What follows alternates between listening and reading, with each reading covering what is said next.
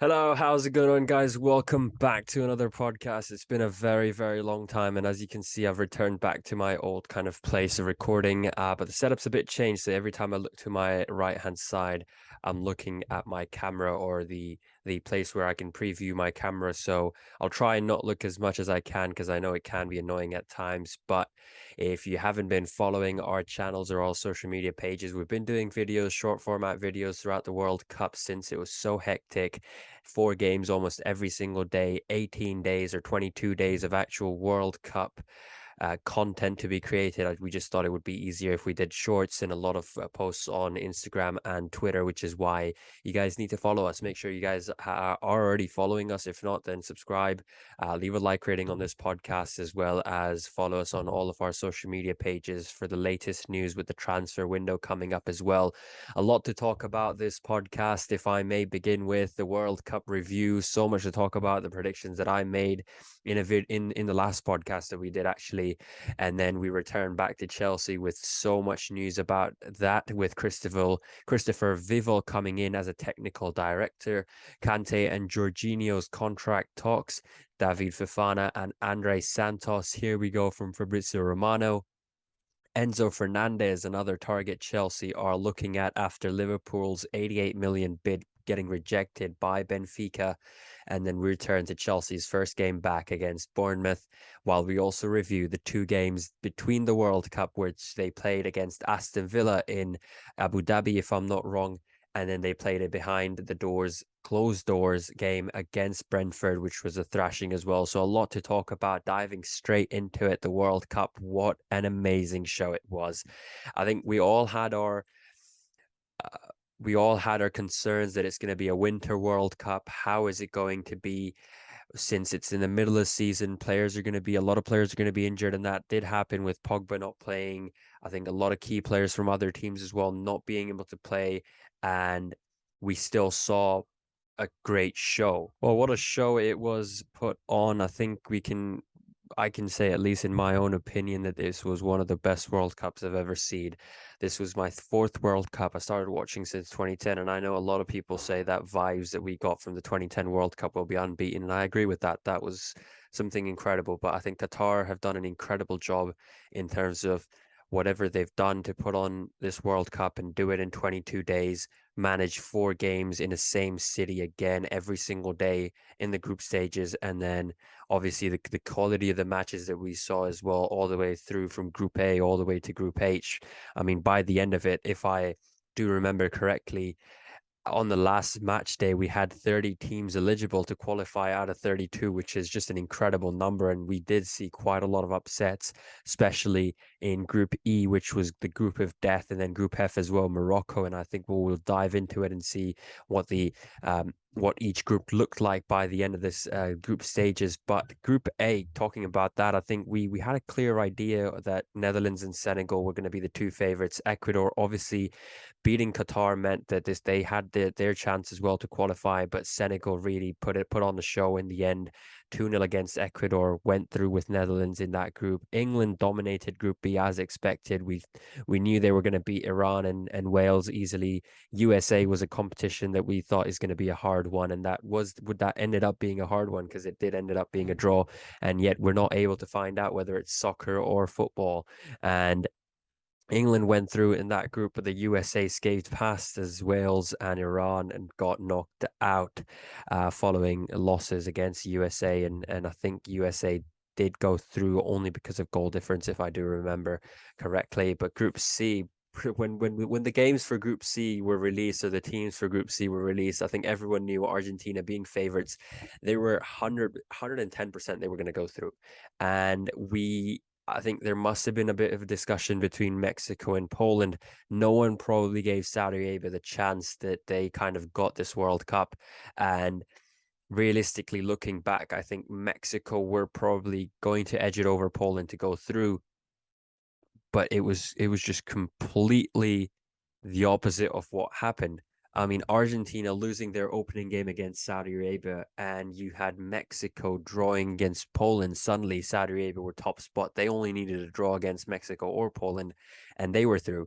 And when you have a team like Argentina, obviously World Cup champions, they're beaten on the first day, on the first game. You kind of take it gives you perspective of how far the Asian teams have come, and we'll discuss a lot of the teams as well. Japan, I think one of them is being one of them. South Korea as well, a surprise element in this World Cup, or Korea Republic, this World Cup, and I think it was just incredible to see Saudi Arabia win that game. Obviously, a bit of bias here because I live in Saudi, but incredible performance in Saudi Arabia, beating the world champions, now the world champions, and Mexico and Poland, and Mexico just going out on goal difference, even though they had an incredible performance against Saudi Arabia. I remember watching that game and I was like, Saudi could go through today. This could be historic. Argentina and Saudi could be the two teams going through, but they couldn't. Group D, a bit of a surprise there as well, because France, the World Cup curse didn't hit them and they went through. Australia caving past. I don't know how, because honestly, coming into this, I thought Denmark had a great run in the Nations League. They had a great Euros campaign. They were building on something. Ericsson was back in the team as well, and he was playing quite well for Tottenham, and he was making headlines, not for Tottenham, from Manchester United, and suddenly you had them bottom of the group. Tunisia beating France because they came up on third. Australia going through as well, so another surprising team that went through. But Group E, the main group, Spain, Germany, Costa Rica, Japan. I think everyone gave a clear answer to this one, which was Spain and Germany. Uh, but Japan had other plans. I mean, beating Germany and Spain and then losing to Costa Rica, that is heroic story style stuff, because they did top the group. Spain coming in second, Germany, even though they tried beating Costa Rica. And at one point, I think this was one of the groups where, as the games were progressing, every single team had a chance to qualify, or was qualifying in the live standings, if that makes sense. And then Group F, a bit of a surprise there as well, with Croatia and Morocco going through. Morocco topping that group. Incredible run from them. I know we'll talk about that, but Belgium, a lot of internal issues. A lot of internal issues. Coach sacked right after the World Cup loss, or the World Cup exit. In Canada, not much expected from them. Obviously, Alphonso Davies was their star man, but when you've got a team which only has one strong player, you do kind of, at one point, have to take a step back and rethink your strategy, because I think Canada would not have made it far anyways in this World Cup. And Brazil, the football they played in that group stage against Serbia, Switzerland, Cameroon was remarkable to see. And I think when Argentina lost and we saw that first game Brazil played against Serbia, it was jaw dropping, and you kind of thought to yourself, well, there is only one champion right now, and that's Brazil. And but then, it's the World Cup of sets, and that's what happened again and again this year on. But then Group H, Portugal, Ghana, Uruguay, Korea, Republic. I mean, I did expect Ghana, and not Ghana, but Uruguay and Portugal to do quite well in this group, because I thought they might be able to take away 6 points each, and then a draw at the end against each other. But surprise element there as well. This World Cup just had to be. It just had to be. South Korea qualifying on the final days of the World Cup was just another great match to see as well. And then Portugal coming in second, knocking out Ghana and Uruguay. Luis Suarez crying at the end is something, I guess, a lot of fans, and especially Ghana fans, will be very glad to watch, because the pain they went through in 2010 was just unimaginable, I think, if you want to say that. But in the end, quite a good kind of group stage, and I thought overall incredible. Mbappe was in form. Messi was doing well.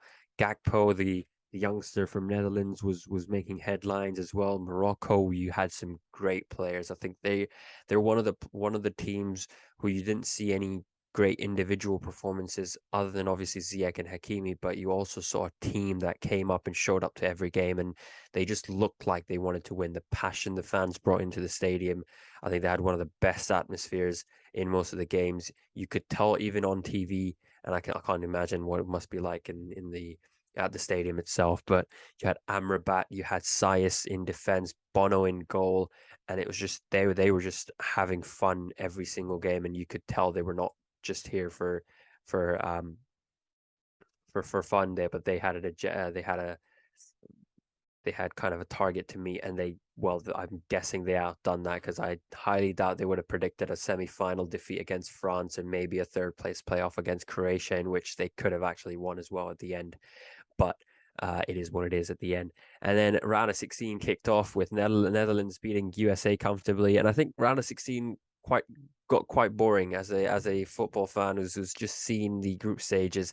We saw a lot of one-sided games, other than obviously the Japan-Croatia game, but then every other game had at least 2 or 3 goals, and it was a dominant performance from one of the teams who qualified into the next round, and which is why I think we kind of saw that. Morocco obviously beating Spain again on penalties was another big game, but Portugal beating Switzerland raised some eyebrows, because they had an easier out then, because they only had to beat Morocco to play France in the semi-final, but Morocco's magic kept on going and going. And Argentina, one of the hardest routes to the final. They could have had Netherlands, they could have had Brazil into that, and then they did have Netherlands actually in the end, and beating them 4-3 on penalties. What a game that was. I think up until the final, we kind of thought we haven't seen the game of the tournament so far. There have been great games: Belgium, Morocco, Saudi Arabia, Argentina, Brazil against one of the teams as well. We saw that, but there wasn't a game that you could say, well, this is what football's about. And Netherlands was exactly that. All the drama before the game, all the drama after the game, during the game, the fights, the 17 yellow cards, the red cards as well for I think one of the Dutch players. I can't remember exactly who, but Messi coming up in that one as well. And in the end, I mean, Argentina were 2-0 up. I can't even say um Netherlands didn't deserve it, because right in the end they almost stole it from Argentina. And then Croatia beating Brazil on penalties is another one that I don't think anyone expected at all. It was one of those which came off as a surprise, and Argentina fans must have been very happy since after that one. England losing out to France, not a surprise for me. I think a lot of people said England had a chance, but I think France were just dominant in that group stage. Yes, the World Cup curse. I said it many times that France might not even make it out of the group stage, but once they did, I thought to myself, I said, well, that's I've heavily messed up that prediction there. And then Morocco, magic against Portugal, that early goal, or not that early, but 42nd minute goal that was there by I think Al-Nassiri, if I'm not wrong, and then just holding them off for the rest of the 45 minutes, and just going through Ronaldo, unhappy with the fact that he wasn't playing as well in a lot of the games. And I think we're gonna have this whole debate of Ronaldo and Messi. Would have been interesting if Messi lost the World Cup and Ronaldo hadn't played in a lot of the games, but now Messi winning the World Cup just makes everything irrelevant. And that dominant performance against Croatia, Messi with another goal off a penalty, and then Julian Alvarez was the man who really stood out for Argentina. And France dominating against Morocco, another expected result. I think Morocco must have been proud of them. I think we saw the videos that must have come out from Moroccan media when they arrived home, and it was really clear that they have outdone themselves. And the final itself, I think there's not enough words to describe Argentina and France in the final. This will be, as one of the U.S. reporters said, if this is your first ever soccer game, stop watching soccer, because it doesn't get better than this. But Messi in the 23rd minute to score a penalty, Angel Di Maria in the 36th minute to double their lead. Going to halftime, you kind of thought, well, France are out of this game.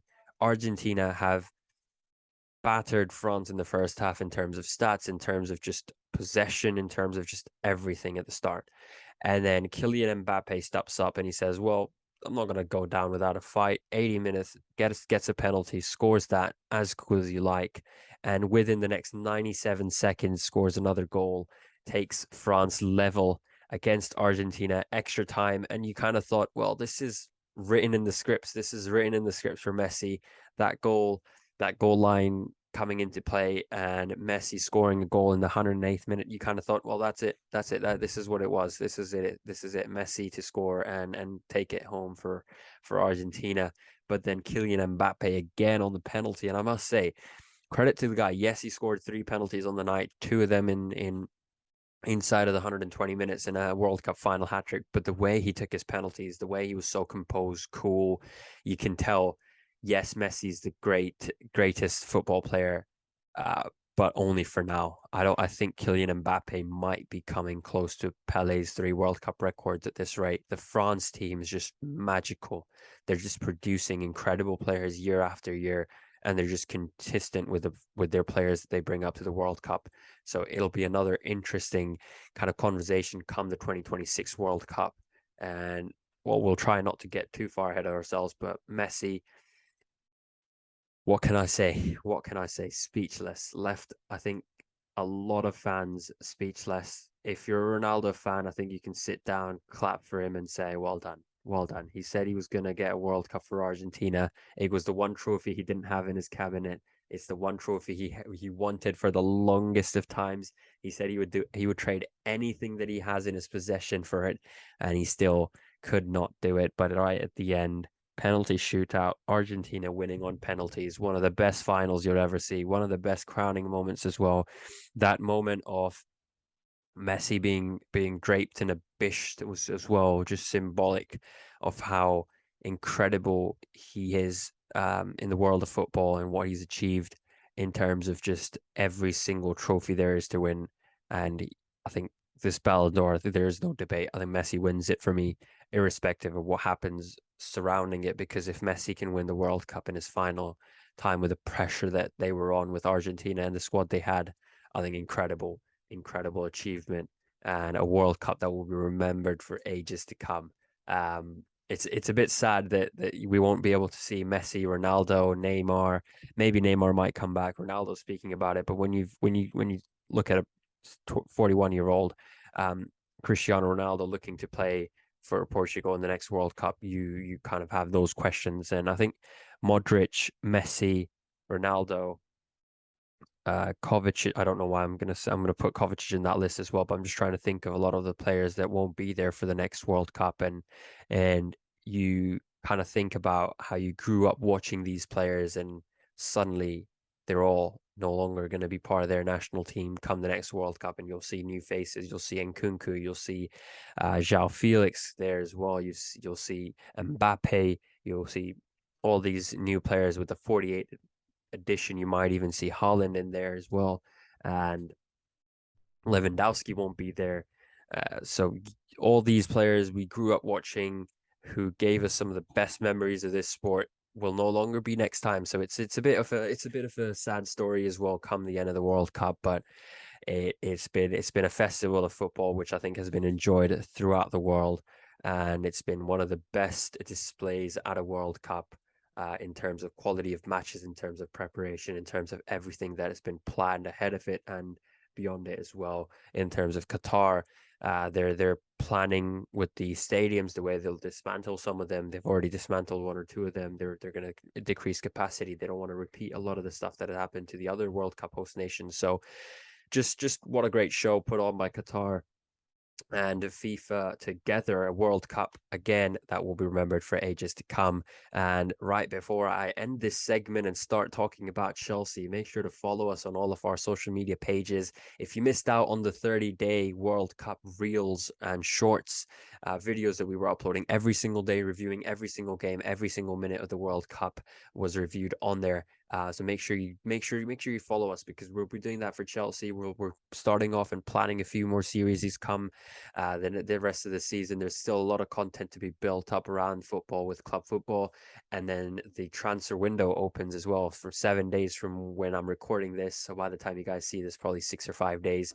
So another interesting reason to follow us on all of our social media pages. That Messi and Ronaldo debate, I've got it listed down on here, but I think there's not much of a debate here. Messi outright just takes that debate home. I think when you have that World Cup, I think one of the reasons why players or people were a bit hesitant to say Messi's the greatest of all time was because Ronaldo and Messi both didn't have a World Cup. You had players like Pele, Maradona, who had won World Cups for their respective countries. And then now suddenly you've got Messi, who's won everything everywhere he's gone. and he's now also won the World Cup with the Copa America as well. So something that he'll remember for times to come. And I think if you even ask Messi if he's the greatest of all time, he's humble enough to say no. But I think everyone knows, and he himself knows that his legacy in football is going to be close to impossible to beat. And I think if anyone's coming close to it, it's Mbappe, or maybe another youngster that may come up through the leagues. But moving on to Chelsea, and I know a lot of memes on Twitter have been coming up that how can you go from watching Messi for 30 days, the skills, the Argentinian team or the French team, to Chelsea playing Bournemouth at home, a game which we basically donate points every time we play them. Is it's funny, but at the same time, we returned to club football, and where we left off was not the most positive spot. We've been struggling, 6 games lost. Uh, a good, perfect time, I guess, for the World Cup to come. I said this before the World Cup podcast, or the one before the predictions one, that it's the perfect time for Chelsea to kind of just take a step back, rethink their strategy. They've got a month or almost a month and a half to just come back and rejuvenate, and they've done that. I mean, they've been busy. Todd Bowley's been busy. Graham Potter's been busy training the players. I'm going to probably butcher this name, but Bertardi as well, who's been pretty busy as well with Christopher Vivell, if I do pronounce that correctly, who's been scouted or who's been brought over from RB Leipzig. He was the sporting director or the scouting director and recruitment director at RB Leipzig, responsible for bringing in Haaland. He's a great guy. I think great replacement for Peter Cech. And as much as I respect what Peter Cech has done, I feel like he's got so much experience in the German leagues. As well as in the Austrian league as well.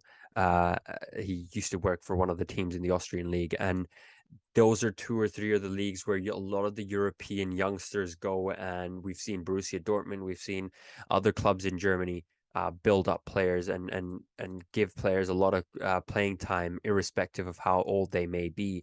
And a lot of the young players that come to the to the Premier League or to the Spanish league or to the big 3 or 4 leagues in Europe have come from German leagues or German teams mostly.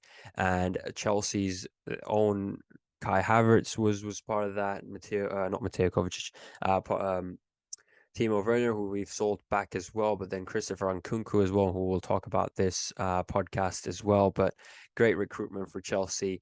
It's one that's going to really help us out in terms of recruitment. We've not been great with transfers. We've struggled in general bringing in players in, and the players that we've brought in haven't been the greatest of recruits because they've not ended up doing something great at Chelsea. Yes, we've won that Champions League, and maybe as each year goes by, you see more of those players play, you realize how far we are actually from achieving a Premier League title or a UCL title, and maybe thinking, well, was that title or that second UCL title just a fluke, or maybe we just got very easy clubs until the end and we just had to beat Man City on a 1-game basis, even though they were outright incredible that year in terms of the Premier League.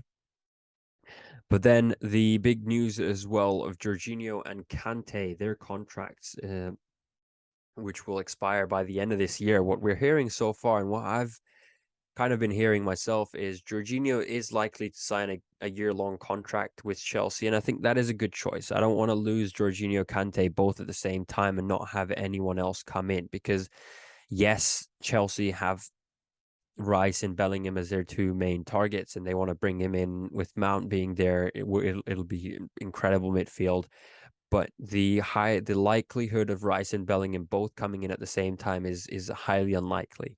And I get why they want Jorginho to stay for another year and keep him at the club. Maybe bring in Rice or Bellingham, one of them, and then bring in the other next window to try and balance it out, because I just feel like it's impossible to bring both of them. With Boehly, yes, it might be possible, but at the same time, it just doesn't make any sense to do 2 big transfers in one go and then lose out on 2 senior players at the same time. And Jorginho has hinted towards talks for his contract, and he said that he's continuing his talks. He's still got a lot of time, and he'll make sure that there's something. So I think he knows there is something.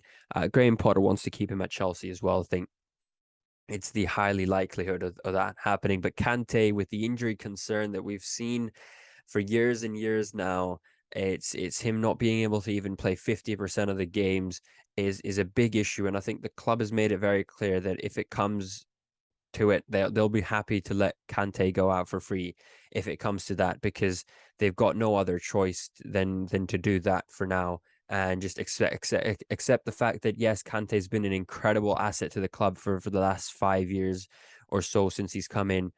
But it's time that we kind of look for replacements, because he's not the future that Chelsea are looking for. He's not someone that he can hold on to the midfield for the next coming years and years, because with Kante, we've seen it takes him a few weeks to recover from an injury. He'll come in for a few games. He'll put in incredible performances. I don't want to take away from his performances that he's put in so far this season and everything that he's done for Chelsea, but it's just that there's no consistency. That's something that we've seen a lot with Pulisic as well. But with Pulisic being young, you can kind of have that risk of keeping him at the club for another few years, which is why with Kante, we can't do that. He's almost 31, if I'm not wrong, turning 32.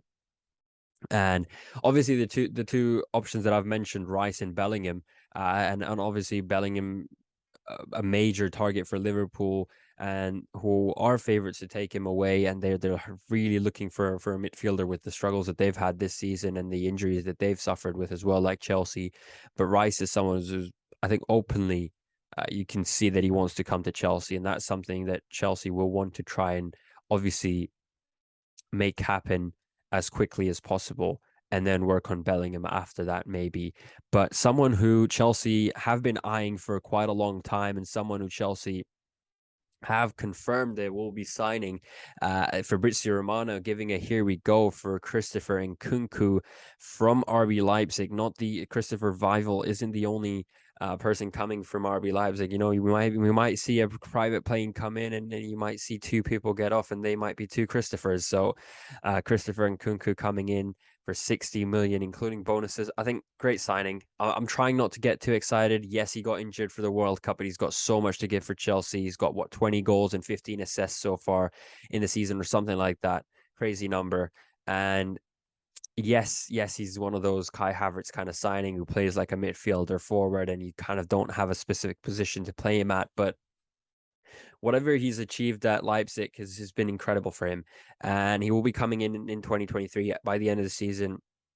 Good for us, kind of gives us time to assess the situation with Aubameyang and whether we want to keep him for next season or not. And Broya being injured, hopefully he'll come back as well. And I don't think we'll be looking at selling Broya anytime soon. However, there are concerns that because there are other strikers, David Fofana, who we'll talk about a bit later, then we might see a lot less game time for Broya, because that youngster, 20-year-old, could produce some magic for Chelsea as well. But going back to Nkunku, 25 years of age, he's someone that he's proven himself in Germany. He's done well for France as well in the friendlies that they've played leading up to the World Cup. Sadly injured. I would have loved to see him at the World Cup, and maybe that would have given us a lot more of an idea of how we can play him and how good he is, because the World Cup's the biggest stage, and if you can perform in the biggest stage, then there's not a lot of players or teams who will try and doubt you in terms of your ability. And excited to have him, but at the same time, I'm keeping my feet grounded, because we've seen what happened with a lot of the signings that have come over from Germany. Timo Werner, Kai Havertz have not been able to get off the start, and Timo Werner had to be given back. And Kai Havertz, yes, he's done well in the friendly that we played behind closed doors, but let's see what happens for the rest of the season. And two targets that have a here we go. And I do want to say, Andre Santos, not on paper. It's just a verbal agreement. I'm still concerned about that, because we apparently had a verbal agreement for Koundé, and suddenly, out of nowhere, Barcelona's like, yeah, we'll take him if he's available. And that's what happened for us. But David Fofana, first, confirmed by many sources, 10 million, including bonuses. He is considered the next Drogba. He is Ivorian as well, so and he's highly liked by Graham Potter. Someone who we need actually, because yes, up front we've got so many options now, because you've got Broya, we've got Nkunku coming in, we've got Aubameyang, we've got Havertz, Fofana comes in, David Fofana. comes in, and you've suddenly got 5 or 6 players who can play in one position or in similar positions to each other.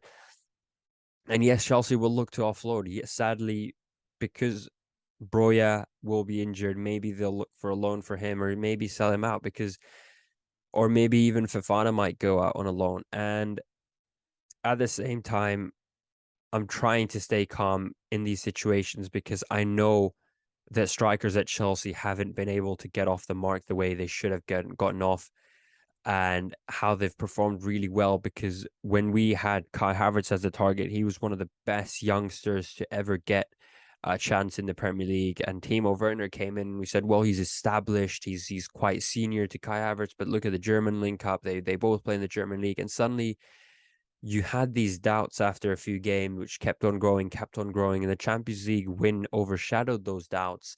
But then it kind of just returned back and back, and you kind of realize, well, hold on, what's going on here? Like, is this actually the signings that we made or not? But Andre Santos, on the other hand, a midfielder, 18-year-old, he'll probably be playing in the junior teams for Chelsea for a bit, maybe out on a loan as well. But for 20 million, including bonuses, is a good price in my opinion.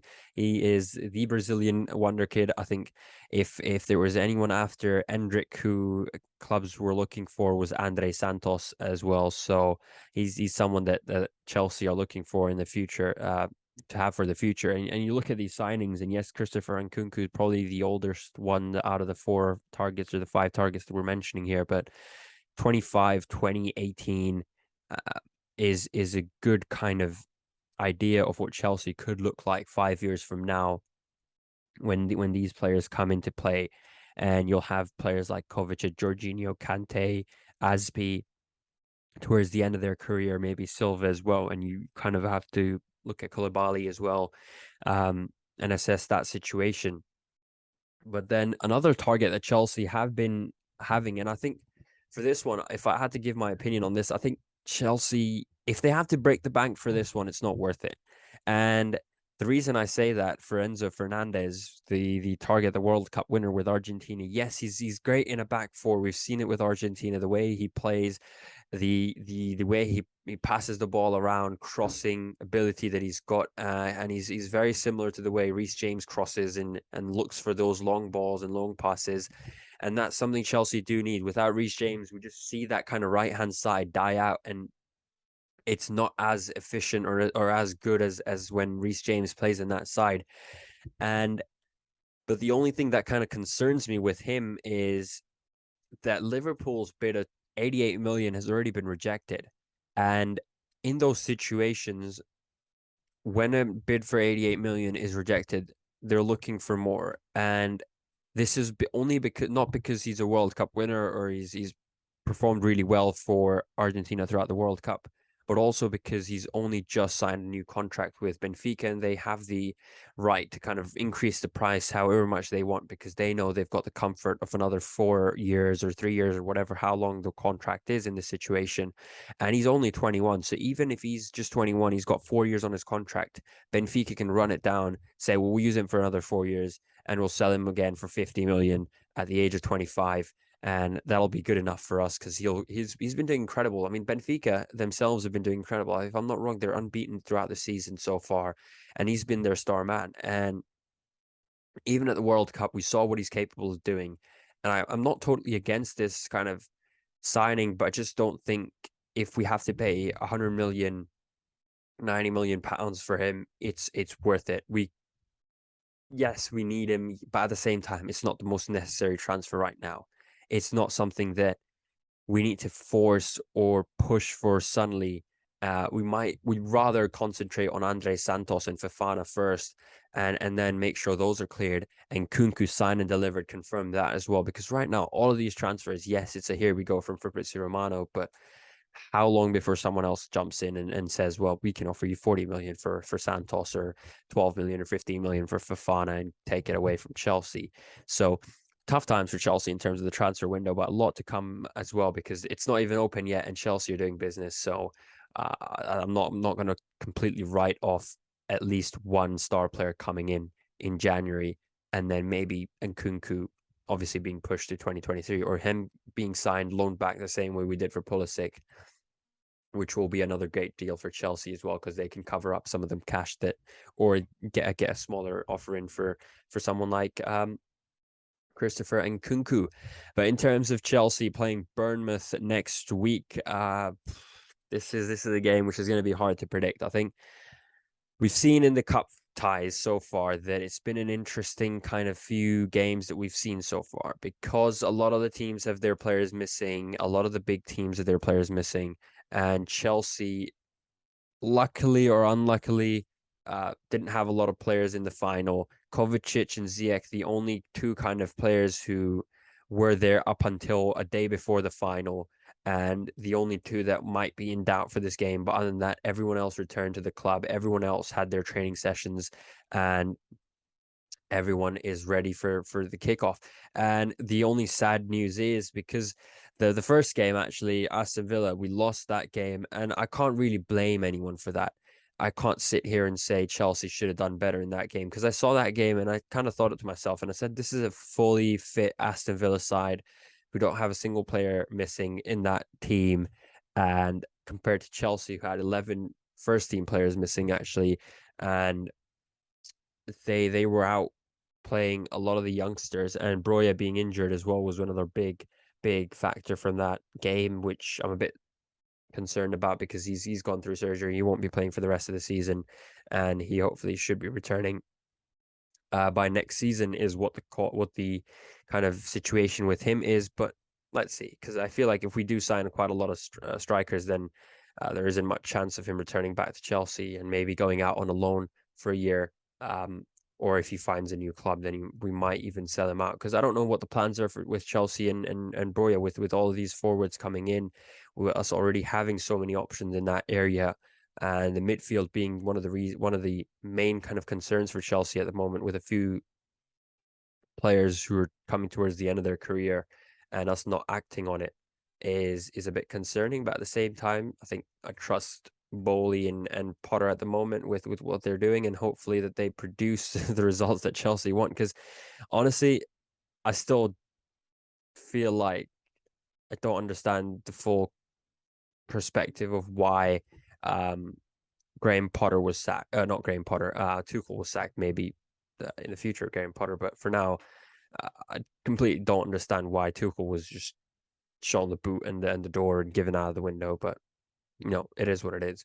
But the Brentford game, behind closed doors, Havertz scoring a hat trick, Potter being positive in his interviews and saying, well, this Chelsea team could maybe come back in this season and do something special.